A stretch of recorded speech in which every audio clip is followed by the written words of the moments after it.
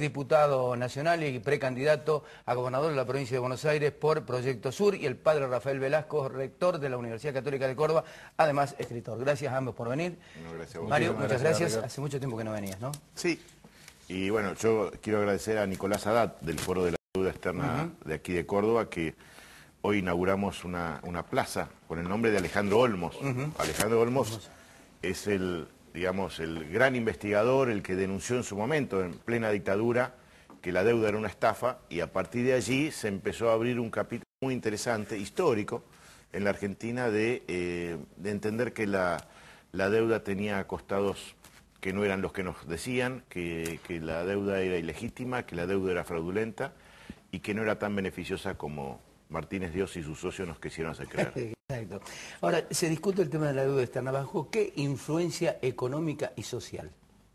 Bueno, en realidad, justamente el discutir el tema de la deuda externa, hoy se conversaba sobre eso, implica discutir un paradigma distinto, ¿no? Porque digo, aquí hasta ahora siempre se ha estado con el eslogan las deudas hay que honrarlas, hay que pagar la deuda, lo cual es una mentira, porque digo, las deudas, la verdad, Alejandro Olmos Gaona dice las deudas hay que pagarlas, las estafas no. Esto, digo, lo que está muy claro a través de investigaciones de Alejandro Olmos Gaona, padre, y de su hijo, es que acá hay una estafa, ¿no? Una estafa muy seria al pueblo argentino, que ha sido sistemática, que ha sido en connivencia entre la dirigencia política argentina y los acreedores externos, que ha habido corrupción, que ha habido ilegitimidad en su origen e ilegalidad en muchos de los contratos. Implica una discusión política, ética, más que un tema económico de fondo, ¿no? Es decir, hay acá un tema que va más allá de lo económico. Aquí hay el poder político que se ha corrompido, y hay una cuestión ética, ya social, digamos, ¿no? De cómo nosotros estamos a favor o en contra de la búsqueda de la verdad. Y esto que yo se lo escuchaba a Mario hoy, que repite de Alejandro Olmos Gaona, que en Argentina la división debería ser entre quienes están a favor del país y en contra de la deuda externa, o quienes están a favor de la deuda y en contra del país, ¿no? Buena definición esa, ¿no? Buena definición. A veces uno escucha que el debate político se va por las ramas, que estos temas no se tocan y claro, que no vamos al fondo de los problemas. Eso es lo que quiere decir, Mario. Hoy se discute una coyuntura, pero no se precisa con atención precisamente un tema como la deuda externa, ¿no? Es decir, vemos los efectos, pero no analizamos las causas. Así ¿no? es. Me contaban recién el tremendo endeudamiento que está sufriendo la provincia de Córdoba. Así es.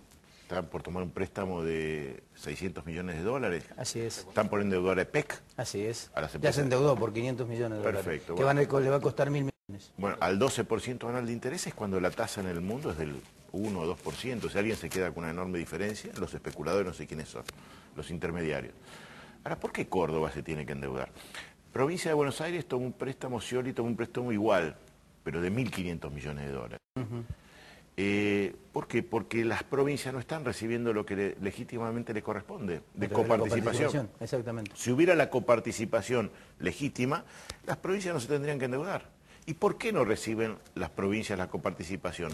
Porque el Estado Nacional destinó esos recursos, no para las provincias, sino para el pago de la deuda externa. Es decir, ¿de qué cajas ha ido echando mano el gobierno en los últimos años? De las provincias, de los jubilados, por eso toma del ANSES fondos, y en vez de hoy tener los jubilados un haber como el que tendrían, jubilatorio como que tendrían que tener, tiene un haber planchado. Es decir, han aumentado las mínimas, pero el resto tiene que hacer juicio. Y esto es injusto. Claro, lo grave de todo esto es que hayan pasado ya más de 20 y pico de años de democracia y que no se ha resuelto en democracia el problema que trajo precisamente como un correlato la dictadura militar, ¿no? Nosotros pedimos nosotros decimos, auditemos la deuda, auditémosla, como haría cualquier administrador que le dieran a manejar un club de fútbol, una empresa, un kiosco, y con deuda, bueno, espera, antes de pagar vamos a ver de qué se trata. Claro. Y no lo hemos hecho, ¿no? Y estamos pagando el costo de ese ocultamiento sobre este tema. Hubo refinanciamiento de deuda, creo que el plan Brady fue uno de los fracasos más grandes, ¿no? Ese fue uno de los fracasos el evidentes. refinanciamiento, la reestructuración, esta famosa la deuda de Kirchner, que también ha sido un modo de seguir pagando. Yo quiero llegar a eso. Ahora, el tema es por qué, si tiene tanta incidencia y fundamentalmente es tan importante como aspecto central para el futuro de la República, no se discute ni hay decisión política de investigarla. Y esto habla mal de nuestra democracia. Es una democracia digamos, formal, no es una democracia real o integral, y habla mal de nuestra dirigencia, que se conforma con el chiquitaje, o sea, no va a los grandes temas. Fíjate otro tema central de la Argentina, el tema Malvinas, Atlántico Sur, Antártida. Es un tema tremendo. Petróleo. Petróleo. Igual petróleo. Igual petróleo. Igual agua. Igual agua. Igual recursos. Así es. Está fuera de la discusión, nunca se trata. Es decir, me parece que así vamos mal. O sea, como sociedad, como país, no tenemos, si no vemos el mundo donde estamos y los peligros que tenemos y los desafíos que tenemos, difícilmente encontremos las soluciones. Ahora, también que eso implica afrontar intereses, y afrontar intereses muy poderosos, y eso implica, pelearse con intereses muy poderosos, y eso pocos están dispuestos a hacer eso, porque en el fondo más fácil es venderse a los intereses que pelear contra esos intereses. Claro, ahora, este gobierno que se dice, o por lo menos se supone que dice que es progresista, encaró lo que vos decías, que era el canje de la deuda. Digo, ¿cuál es la influencia que tuvo ese canje de Kirchner en función de la deuda en general? Porque se habló de una disminución muy importante en millonaje de dólares, pero automáticamente eso fue creciendo, amparado de un artilugio de bastante poca seriedad, si se quiere hablar de seguridad jurídica, que fue el SER, amparado con un INDEC que, con valores bajos de inflación, perjudicó a los bonistas que precisamente habían ajustado en función de eso, ¿no? Sí, acá yo tenía un texto ahí de Juliano que ha hecho... Un investigador de la deuda muy serio. Un investigador muy serio. Él dice que a 30 de septiembre del año 2010 debíamos 172.100 millones de dólares, sin contar lo que teníamos, todavía no entró en el canje, la deuda, los que están en default todavía, y los del Club de París, los hold-out, digamos, ¿no? Es decir, que es casi 200.000 millones de dólares. Yo no sé, cómo se ha reducido esa deuda, porque esa deuda era más o menos lo mismo, y era menos. Para este año se prevé que Argentina se va a endeudar en 9.400 millones de dólares más. Es decir, va a pagar, según lo que está previsto en el presupuesto, 27.400 millones de dólares, pero va a tomar deuda por 36.800 millones de dólares, lo cual va a significar un endeudamiento por 9.400 superávit fiscal, ¿por qué se tiene que tomar deuda? Bueno, porque los vencimientos no alcanza el superávit para pagar el capital. Entonces hay que tomar deuda para renovar el capital y pagar los intereses. Y si se reservas también. El gobierno está, por un lado, quitándole a las provincias, por un lado, quitándole a los jubilados, y por otro lado, quitándole al Banco Central reservas. Es una aspiradora para poder hacer frente a esos compromisos. La deuda ha tenido distintos niveles, es decir, hay momentos que estamos más ahorcados, menos ahorcados, pero no se trata de esto de discutir, se trata de discutir a ver si un día podemos resolver el problema de fondo, que es que nuestros recursos financieros, haciendo frente a estos pagos de la deuda, se nos van. Y además tenemos el otro problema, la fuga de capitales. En los últimos 4 años del gobierno, en estos últimos 4 años, se fugaron de Argentina 60.000 millones de dólares. Se fueron. ¡Pac! O sea, gente que ganó en la Argentina, y se la llevó. empresas transnacionales sobre todo, y se la llevó. Se la llevó, sí. Es imposible que un país pueda sostener un nivel de crecimiento de distribución cuando tenemos este patrón de comportamiento. Ustedes hablaban de intereses. ¿Cuál es el rol de la deuda privada y la deuda pública en el marco precisamente de esta? Porque hablaban de intereses, hay deuda privada que se hizo cargo el Estado, recordemos la época de Caballo. Primero, cuando nosotros decimos deuda externa nos referimos a la deuda pública, ¿no es cierto?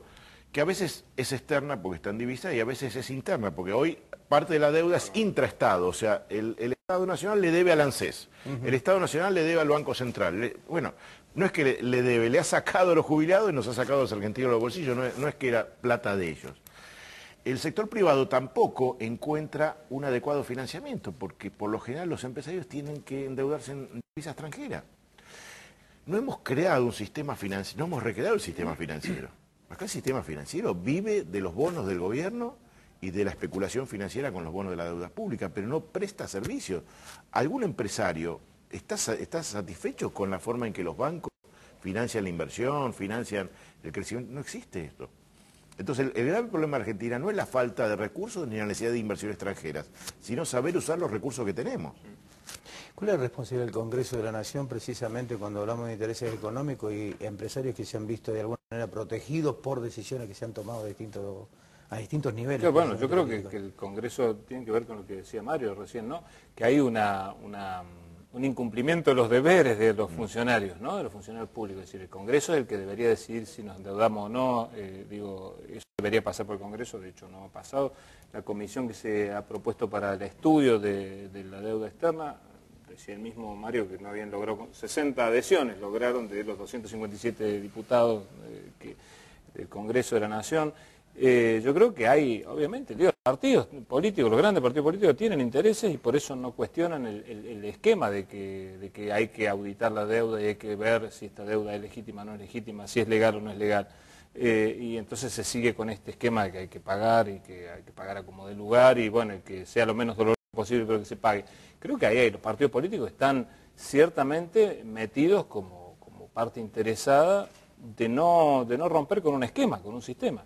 Digo, y la sociedad tiene tenemos las organizaciones, ¿no? Porque hoy cuando hablamos yo decía, bueno, las universidades tenemos nuestra responsabilidad, porque hemos formado en nuestros grados y posgrados a quienes han sido los técnicos que nos han llevado a la ruina, digamos, ¿no? Las iglesias también, la Iglesia Católica en particular, digo, de no denunciar realmente y más fuertemente este flagelo de la deuda y trabajar orgánicamente desde nuestros lugares para comprometernos en este tema.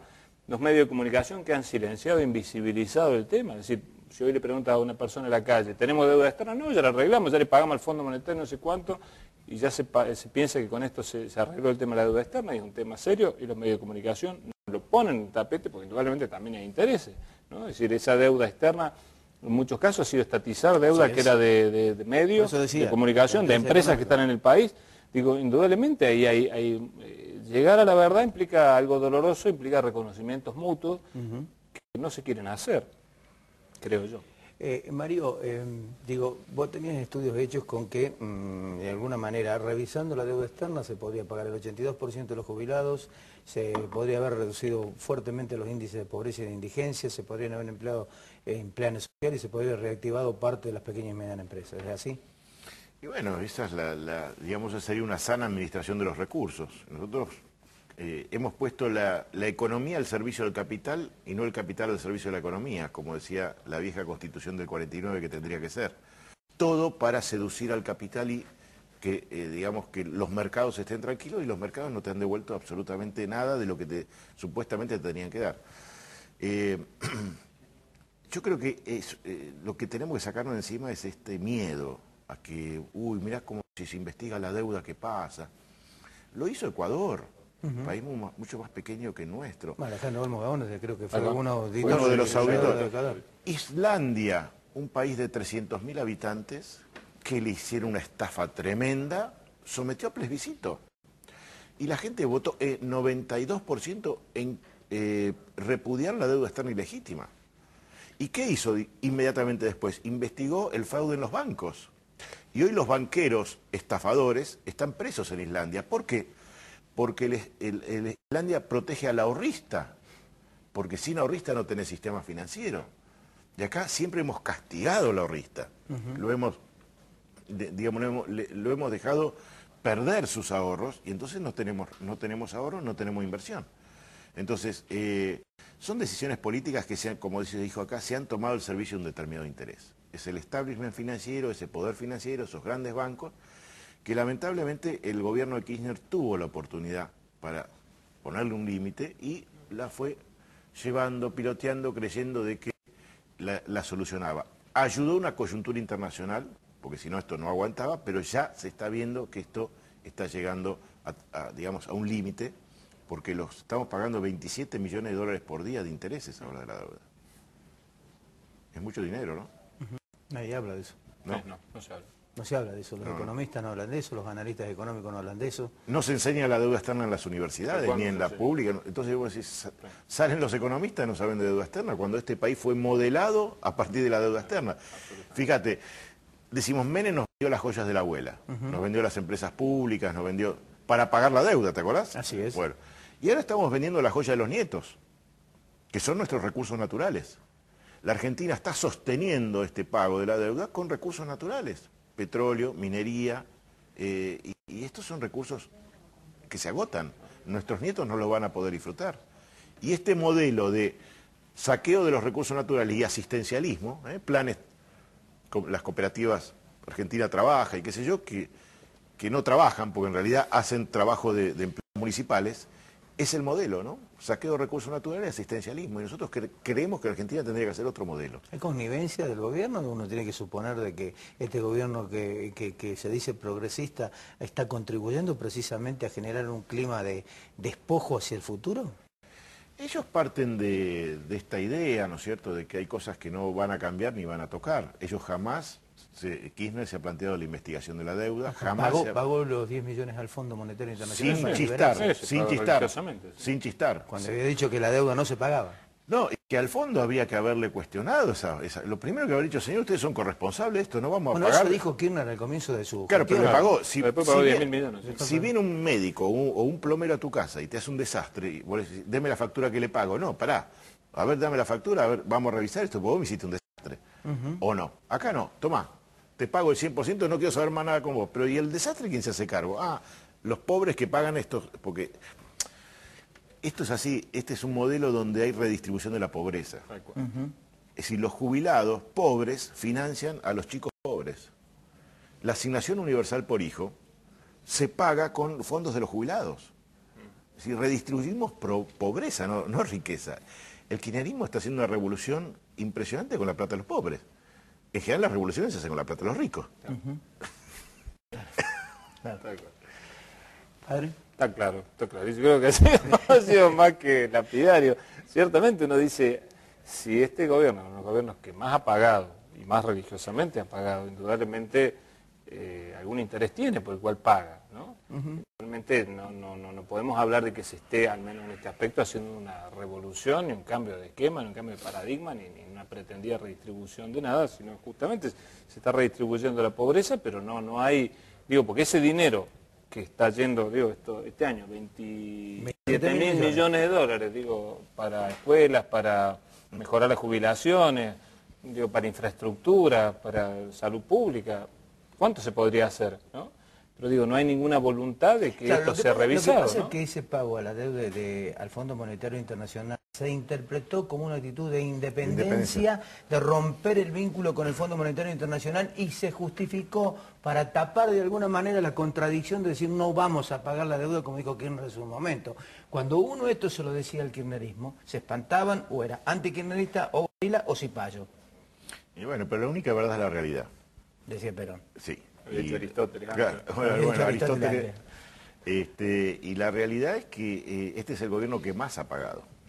¿Y eso en qué se ve? Y vos fíjate, nos dicen que la pobreza en la Argentina es del 8%. Esto es una mentira total. Dicen que, es decir, están escondiendo una realidad, porque ya no se puede evitar de saber que hoy una persona con 600 pesos no come una familia. No, por supuesto que y el no. INDEC nos dice que con 600 pesos come. Y que con 1.200 vive una familia. Entonces acá se esconde una realidad y bueno, pero la realidad, la verdad se sabe. El problema es que sí, va a salir a la luz y tarde. Es decir, cuando esto quede claro, esto va a ser tarde. Padre Mario, muchas gracias por venir, gracias por fundamentalmente a usted y a Nicolás, al foro de la deuda externa, que hayan vuelto a instalar este debate, porque creo que es necesario y yo digo que es rico. Rico para poder de alguna manera seguir discutiendo el daño, la importancia, la influencia que tiene para el futuro de este país, ¿no? Vos lo decías, Mario, si dejamos en libertad todo esto se están vendiendo las joyas de los nietos. Sí. Y es decir, va a ser muy complicado para ellos subsistir en un país donde la dependencia va a ser absoluta, ¿no? Fundamentalmente de recursos, fundamentalmente de recursos naturales. Exacto. Gracias nuevamente por Muchísimas gracias. Cuando regresemos, Gabriel Bermúdez.